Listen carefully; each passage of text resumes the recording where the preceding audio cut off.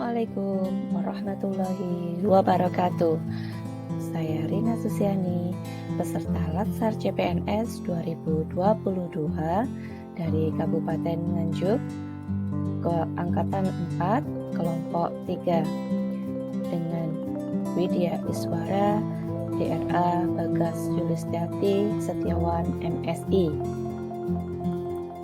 Di sini saya akan memaparkan tugas individu, yakni mengenai rangkuman materi dari agenda 1, agenda 2, dan agenda 3. Untuk materi selanjutnya, yakni agenda 1. Pada agenda 1 memuat 3 materi. Yang pertama, wawasan kebangsaan dan nilai-nilai dasar bela negara. Yang kedua, analisis isu kontemporer. Dan yang ketiga adalah kesiapsiagaan bela negara. Poin pertama pada agenda 1 yakni wawasan kebangsaan dan nilai-nilai bela negara.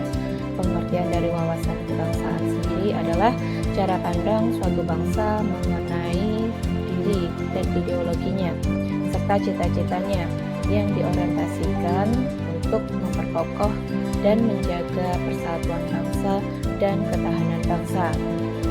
Sedangkan definisi dari bela negara adalah tekad, sikap, dan perilaku warga negara yang dilakukan secara teratur, menyeluruh, dan terpadu, serta dijiwai kecintaan kepada NKRI berdasarkan Pancasila dan Undang-Undang Dasar 1945. Dalam wawasan kebangsaan memuat 3 hal pokok, diantaranya yang pertama adalah sejarah Negara Kesatuan Republik Indonesia, yang kedua adalah konsensus dasar yang meliputi Pancasila, Negara Kesatuan Republik Indonesia, Undang-Undang Dasar 1945, dan Bhinneka Tunggal Ika. Dan poin yang ketiga adalah identitas nasional yang meliputi bendera merah putih, kemudian bahasa Indonesia, yang ketiga lambang negara, dan yang keempat adalah lagu kebangsaan Indonesia Raya. Pada bela negara terdapat 5 nilai bela negara yang kita dapat ketahui. Yang pertama adalah cinta tanah air, yang kedua sadar berbangsa dan bernegara, yang ketiga setia pada Pancasila sebagai ideologi negara, yang keempat rela berkorban untuk bangsa dan negara, dan yang kelima mempunyai kemampuan awal bela negara. Implementasi dari bela negara dapat kita tuangkan dengan yang pertama, yaitu jiwa patriotisme terhadap bangsa dan negara. Yang kedua, menjalankan hak dan kewajiban sebagai warga negara sesuai peraturan perundang-undangan. Yang ketiga, mengamalkan nilai-nilai Pancasila dalam kehidupan sehari-hari. Dan yang keempat, siap membela bangsa dan negara dari berbagai ancaman. Yang kelima, senantiasa bersyukur dan berdoa atas kenikmatan yang telah diberikan Tuhan Yang Maha Esa. Materi selanjutnya dari agenda yang pertama ini adalah analisis isu kontemporer. Isu kontemporer ini adalah suatu pokok permasalahan yang terjadi saat ini, trending topik di tengah masyarakat, yang mana solusi penyelesaiannya harus sesuai dengan masa sekarang. Yang termasuk dalam isu-isu strategis kontemporer yaitu yang pertama adalah korupsi, selanjutnya narkoba, terorisme, radikalisme, money laundering, proxy war, mass communication.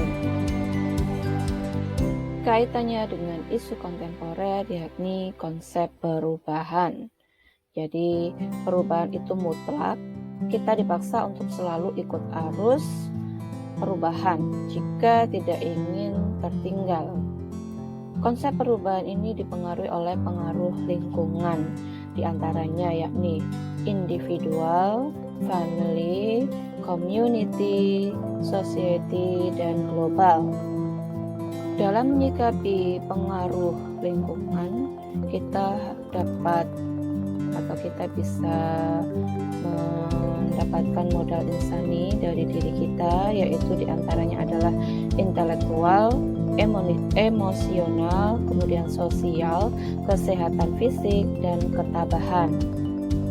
Ada beberapa teknik untuk menanggapi jenis isu-isu kontemporer, yakni yang pertama adalah teknik lapisan isu yang memuat di dalamnya yaitu AKPL, yaitu aktual, kelayakan, problematik, dan layak. Lapisan isu yang kedua adalah USG, yaitu urgency, seriousness, dan growth. Teknik yang kedua adalah teknik analisis isu, memuat yaitu mind mapping. Kemudian yang kedua adalah fishbone diagram, dan yang terakhir adalah analisis SWOT. Kita lanjutkan ke materi ketiga dari agenda yang pertama, yaitu kesiapsiagaan bela negara. Landasan hukum dari kesiapsiagaan bela negara adalah Undang-Undang Dasar tahun 1945, yakni pasal 27 ayat 3 dan pasal 30 ayat 1. Sedangkan definisi dari kesiapsiagaan bela negara adalah tekad, sikap, dan perilaku serta tindakan warga negara baik secara perseorangan maupun kolektif dalam menjaga kedaulatan negara, keutuhan wilayah, dan keselamatan bangsa dan negara yang dijiwai oleh kecintaannya kepada Negara Kesatuan Republik Indonesia yang berdasarkan Pancasila dan Undang-Undang Dasar Negara Republik Indonesia tahun 1945 dalam menjamin kelangsungan hidup bangsa Indonesia dan negara dari berbagai ancaman. Dalam kesiapsiagaan bela negara juga terdapat nilai-nilai dasar bela negara, sama seperti pada materi pertama tadi, sama ya. 5 nilai dasar bela negara, yaitu yang pertama adalah cinta tanah air, yang kedua sadar berbangsa dan bernegara, yang ketiga setia pada Pancasila sebagai ideologi negara, yang keempat rela berkorban untuk bangsa dan negara, dan yang kelima adalah kemampuan awal bela negara. Selanjutnya, manfaat dari kesiapsiagaan bela negara. Yang pertama adalah membentuk sikap disiplin waktu. Yang kedua, membentuk jiwa kebersamaan. Yang ketiga, membentuk mental dan fisik yang tangguh. Yang keempat, menanamkan rasa kecintaan pada bangsa atau patriotisme. Yang kelima, melatih jiwa leadership dalam memimpin diri sendiri. Yang keenam, membentuk iman dan takwa, dan yang ketujuh, berbakti kepada orang tua, agama, dan bangsa. Itulah tadi materi dari agenda 1. Kita lanjutkan ke agenda kedua. Dalam agenda kedua di sini memuat tentang core value ASN atau nilai-nilai dasar ASN. Core value ASN berperan sebagai panduan dalam berpikir, bersikap, dan berperilaku. Adapun core value ASN diimplementasikan dalam kata berakhlak. Berakhlak ini merupakan akronim dari berorientasi pelayanan, kemudian akuntabel, kompeten, harmonis, loyal, adaptif, dan kolaboratif. Yang pertama kita bahas berorientasi pelayanan. Di situ memuat 3 indikator. Yang pertama, memahami dan memenuhi kebutuhan masyarakat. Yang kedua, ramah, cekatan, solutif, dan dapat diandalkan. Yang ketiga, melakukan perbaikan yang tiada henti. Core value yang kedua adalah akuntabel. Indikatornya yaitu melaksanakan tugas dengan jujur, bertanggung jawab, cermat, disiplin, dan berintegritas tinggi. Yang kedua, menggunakan kekayaan dan barang milik negara secara bertanggung jawab, efektif, dan efisien. Yang ketiga, tidak menyalahgunakan kewenangan jabatan. Core value yang ketiga adalah kompeten. Indikatornya yang pertama, meningkatkan kompetensi untuk diri dalam menjawab tantangan yang selalu berubah. Yang kedua, membantu orang lain belajar. Yang ketiga, melaksanakan tugas dengan kualitas terbaik. Core value ASN yang keempat adalah harmonis. Indikator yang pertama, menghargai setiap orang apapun latar belakangnya. Yang kedua, suka menolong orang lain. Yang ketiga, membangun lingkungan kerja yang kondusif. Core value ASN yang kelima adalah loyal dengan indikator yang pertama, memegang teguh ideologi Pancasila, Undang-Undang Dasar Negara Republik Indonesia tahun 1945, NKRI, serta pemerintahan yang sah. Yang kedua, menjaga nama baik sesama ASN, pimpinan, instansi, dan negara. Yang ketiga, menjaga rahasia jabatan dan negara. Core value ASN yang keenam adalah adaptif dengan indikator yang pertama, cepat menyesuaikan diri dalam menghadapi perubahan. Yang kedua, terus berinovasi dan mengembangkan kreativitas. Dan yang ketiga yaitu bertindak proaktif. Core value ASN yang terakhir atau yang ketujuh adalah kolaboratif dengan indikator yang pertama yaitu memberi kesempatan kepada berbagai pihak untuk berkontribusi. Yang kedua, terbuka dalam bekerja sama untuk menghasilkan nilai tambah. Dan yang ketiga, menggerakkan pemanfaatan berbagai sumber daya untuk tujuan bersama. Itulah tadi materi di agenda 2 tentang core value ASN atau nilai-nilai dasar ASN. Kita lanjutkan ke agenda yang ketiga. Pada agenda yang ketiga ini memuat tentang manajemen ASN dan smart ASN. Manajemen ASN ini merupakan pengelolaan ASN untuk menghasilkan pegawai ASN yang profesional, memiliki nilai dasar, etika profesi, bebas dari intervensi politik, dan bersih dari praktek KKN. Dalam manajemen ASN ada dua kedudukan ASN, yaitu yang pertama adalah PNS atau Pegawai Negeri Sipil. Ini merupakan warga negara Indonesia yang memenuhi syarat tertentu yang diangkat sebagai pegawai ASN secara tetap oleh pejabat pembina kepegawaian untuk menduduki jabatan pemerintahan dan memiliki nomor induk pegawai secara nasional. Selanjutnya adalah PPPK atau disingkat P3K. P3K ini singkatan dari Pegawai Pemerintah dengan Perjanjian Kerja, yaitu warga negara Indonesia yang memenuhi syarat tertentu yang diangkat berdasarkan perjanjian kerja untuk jangka waktu tertentu dalam rangka melaksanakan tugas pemerintahan sesuai dengan kebutuhan instansi pemerintah dan ketentuan perundang-undangan.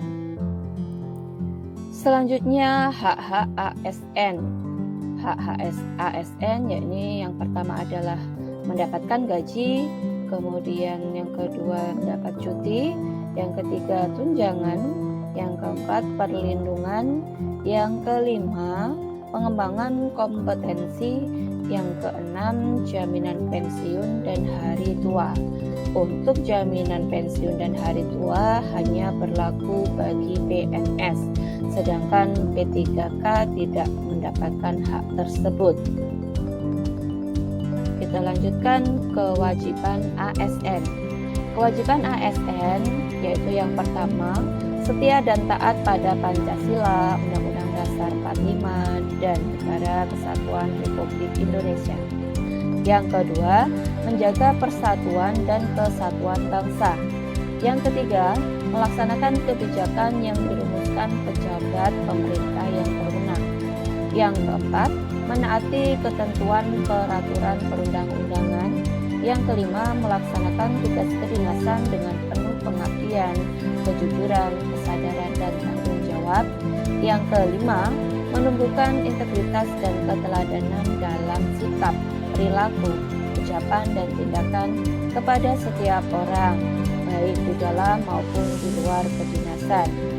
Misalnya yang ketujuh, menyimpan rahasia jabatan dan hanya dapat mengemukakan rahasia jabatan sesuai dengan ketentuan peraturan perundang-undangan. Dan yang terakhir, yang kedelapan, yaitu bersedia ditempatkan di seluruh wilayah negara kesatuan Republik Indonesia. Berikutnya tentang fungsi dan tugas ASN. Yang pertama, pelaksana kebijakan publik. Di sini ASN melaksanakan kewajiban yang dibuat oleh pejabat pembina kepegawaian sesuai dengan ketentuan perundang-undangan. Selanjutnya yang kedua adalah pelayan publik. ASN memberikan pelayanan publik yang profesional dan berkualitas. Yang ketiga, perekat dan pemersatu bangsa. Jadi di sini ASN berfungsi atau bertugas untuk mempererat persatuan dan kesatuan negara kesatuan Republik Indonesia. Pada agenda ketiga juga terdapat materi yakni tentang Smart ASN, yaitu aparatur yang memiliki profil nasionalisme, integritas, wawasan global, hospitality, networking, teknologi informasi, bahasa asing, dan entrepreneurship yang berperan sebagai digital talent dan digital leader yang mendukung transformasi birokrasi di Indonesia. Dalam Smart ASN terdapat literasi digital, yakni merupakan pengetahuan serta kecakapan pengguna dalam memanfaatkan media digital seperti alat komunikasi, kemudian jaringan internet, dan lain sebagainya. Dalam literasi digital terdapat pilar-pilar literasi digital. Yang pertama, kecakapan digital. Yang kedua, keamanan digital. Yang ketiga, etika digital. Dan yang keempat, budaya digital. Manfaat dari literasi digital yaitu yang pertama, menambah wawasan. Yang kedua, meningkatkan kemampuan untuk lebih kritis dalam berpikir serta memahami informasi. Yang ketiga, menambah penguasaan kosakata. Yang keempat, meningkatkan kemampuan verbal. Yang kelima, meningkatkan daya fokus serta konsentrasi. Dan yang terakhir yaitu menambah kemampuan dalam membaca, merangkai kalimat, dan menulis informasi. Demikianlah tadi rangkuman dari agenda 1, agenda 2, dan agenda 3. Terima kasih atas perhatiannya dan semoga bermanfaat. Jangan lupa like dan subscribe. Terima kasih. Wassalamualaikum warahmatullahi wabarakatuh.